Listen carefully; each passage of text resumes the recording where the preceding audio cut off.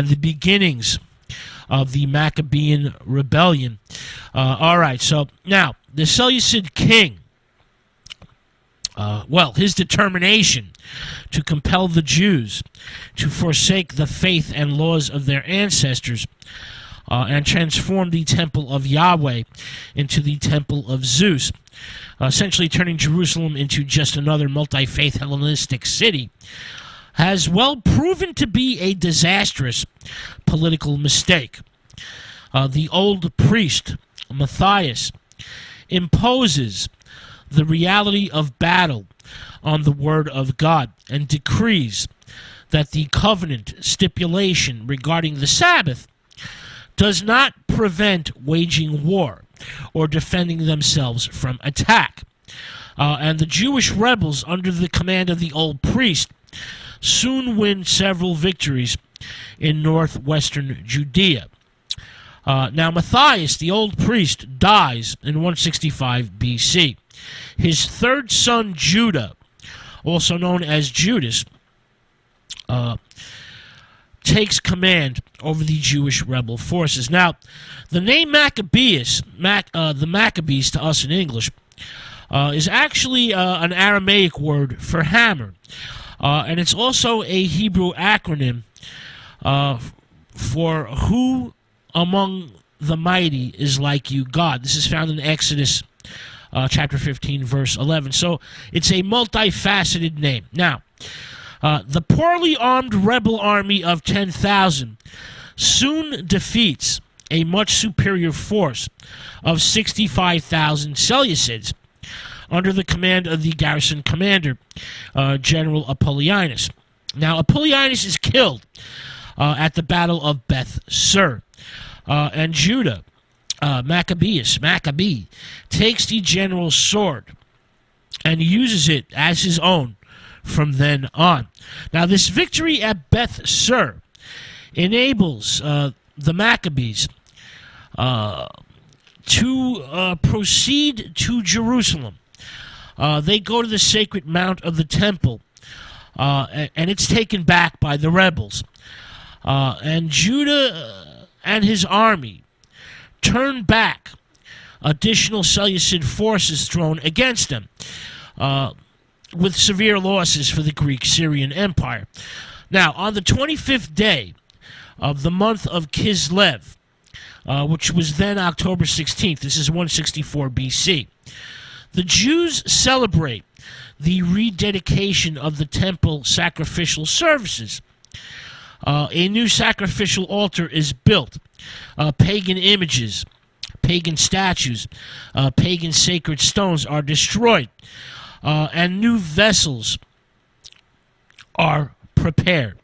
Now, the golden candelabrum, the golden menorah, was, of course, melted down by the Seleucids and then sent to Antioch 3 years earlier.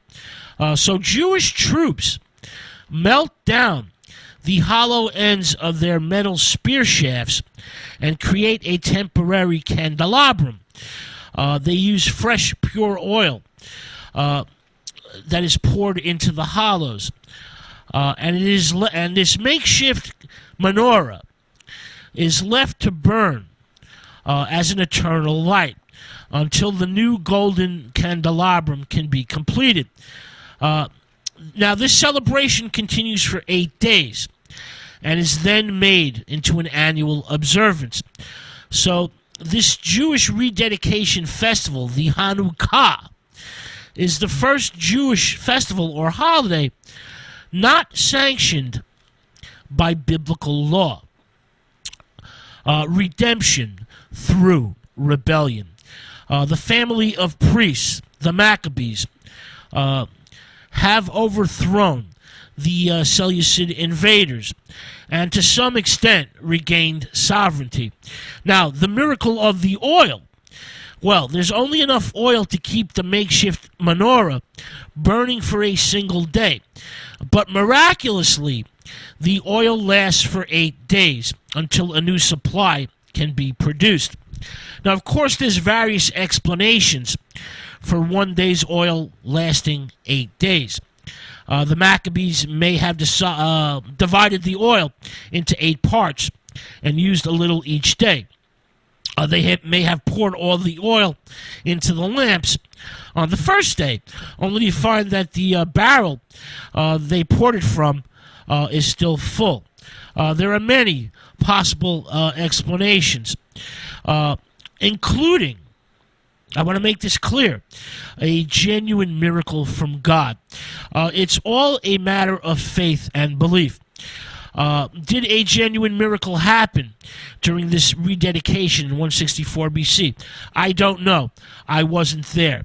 But I certainly would not rule out that possibility. Now, the Seleucids begin to offer terms. They rescind the edict against Jewish worship and execute the high priest Menelaus. But they leave the Greek-Syrian garrison in Jerusalem and destroy the temple defenses. So Judah goes on the offensive and turns what was a religious and cultural struggle into a battle for territory and political control. All right, 163 BC, Judah widens his military activities into Idumea, Galilee, Transjordan, and Philistia. King Antiochus IV dies of his wounds in Persia, fighting the Parthians in the east. The kingship is then transferred to a child. The Seleucid Empire slowly begins to disintegrate as generals, ministers, and courtiers contend for the throne.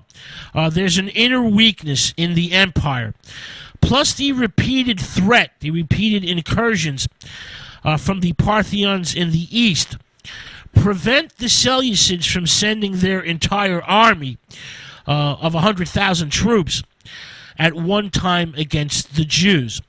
So the war of Jewish liberation drags on with bitter seesawing battles fought in the hills and mountain passes of Judea. Tough farmers and hill people against trained troops who sometimes have war elephants. These are amazing battles by the Jews. Slowly the Maccabees begin to extend their borders and begin to absorb Jewish populations outside of Judean territories. Judah defeats numerous generals sent against him, but at the Battle of Nicanor, Judah falls. He dies. His army is he's killed. His army is defeated by the more experienced Greek-Syrian general Bacchides. Bacchides then fortifies all of Judea, but fails to make any progress against Judah's successor, his brother Jonathan. One after another, the sons of Matthias die. Eleazar is also killed in battle, and John dies at the hands of unfriendly tribesmen. But Jonathan begins to steer Judea towards independence via diplomacy and bargains with the Seleucid rulers for political concessions. Now, Jonathan's leadership falls into two distinctive periods. 161 to 153 BC, when he's on the defensive and pursued by the general Bacchides, and 153 to 143 BC, which is a period of struggle for the Seleucids, an inner struggle for the Seleucid throne. This happens between Demetrius and Alexander Balaz. Both rivals vie for the support of Jonathan, and Alexander emerges as the winner. The new king, Alexander, makes Jonathan high priest. This is in 153 BC. So Jonathan is now in power for life. Jonathan begins to rule the Jewish people, but Judea is still under the Seleucid Empire. It's still under Seleucid rule, and the Greek-Syrian garrison is still in Jerusalem. There's still more interfighting among the Seleucids for the throne. This gives Jonathan further political advantages. At one point, there's even a Jewish army fighting in Antioch in Syria on the side of one of the contenders for the Seleucid throne. So there's a lot of give and take. There's a lot of political shenanigans going on. Jonathan, during this point in time, extends his rule over cities like Ashdod, Joppa, Gaza, Ekron, and even into parts of Samaria and Galilee. He fortifies these cities and repairs the walls of Jerusalem, and also renews diplomatic alliances with Rome and Sparta. Now, there's another contender to the Seleucid throne known as Tryphon. Tryphon sees Jonathan as a powerful threat. He's very anxious over this Jewish resurgence, and he betrays Jonathan. Jonathan is tricked. He's tricked. He's captured. He's executed at Beth Sharam in 143 BC. But Jonathan is then succeeded by Simon, the last of the Maccabee brothers. Simon also benefits from the struggle for the Seleucid throne and supports the deposed king Demetrius II. Demetrius II, once he gains power, removes the Greek-Syrian garrison from Acra in Jerusalem. Simon essentially completes Jonathan's military and diplomatic programs. He negotiates an end to tribute payment to the empire, and he regains the right of self-rule. Simon is made high priest. He's now the high priest in 142 BC. Simon is also the military commander. He's also the political leader of the Jews. But in 134 BC, Simon is assassinated by his ambitious son-in-law, Ptolemy. This happens in Jericho. Two of Simon's sons are also killed. But a third son of Simon, John Hyrcanus, escapes. John Hyrcanus then conquers most of Palestine and takes Idumea. He forces the entire pagan population of Idumea to convert to Judaism. This is the first such mass conversion in history. Now, Simon, remember, he's the new high priest. He's the king. He's the military commander. And he is, of course, the descendant of the Maccabees. He conquers parts of Transjordan and destroys the Samaritan temple in Shechem. So John Hyrcanus maintains friendly diplomatic relations with Rome and signs a trade agreement with Rome. Rome basically waits and watches as the Jews and the Seleucids play out their cultural political confrontations.